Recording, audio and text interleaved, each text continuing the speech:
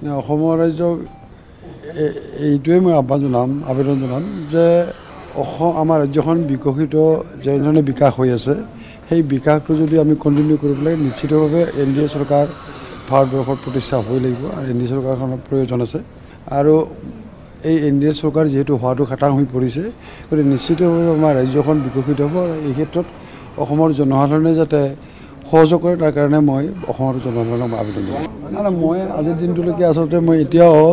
মই যে সাংসদ হিচাপে নিৰ্বাচিত মই এতিয়া উপলব্ধি কৰা নাই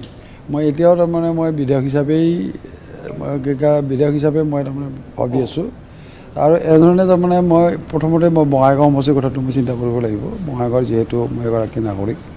গতিকে বঙাইগাঁৱৰ বিকাশৰ ক্ষেত্ৰত বৰপেটা লোকসভা সমষ্টিৰ সাংসদ হিচাপে মই বঙাইগাঁৱৰ প্ৰতি যিটো দায়িত্ব কৰ্তব্য আছে সেই দায়িত্ব কৰ্তব্যখিনি মই পালন কৰি যাম আৰু লগে লগে বৰপেটা লোকসভা সমষ্টিৰ যি 10টা বিধানসভা সমষ্টি আছে সেই 10টা বিধানসভা সমষ্টিটো সমভাৱে বঙাইগাঁৱৰ নিচিনাকৈ তেনেধৰণে তেওঁলোকৰ প্ৰতিও মই দায়িত্ব পালন কৰিব লাগিব আৰু এই ক্ষেত্ৰত মই ভাবোঁ যে ৰাইজৰ লগত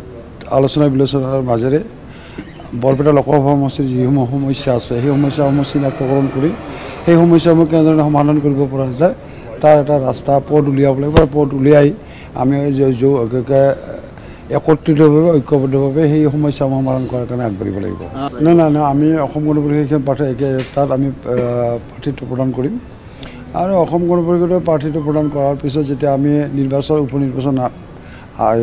ঘোষণা কৰিব তেতিয়া নিশ্চিতভাৱে তাত আমাৰ অসম গণ পৰিষদৰ কোনগৰাকী প্ৰাৰ্থী দিলে ভাল হয় আমাৰ দলৰ নেতৃত্বই সিদ্ধান্ত গ্ৰহণ কৰিব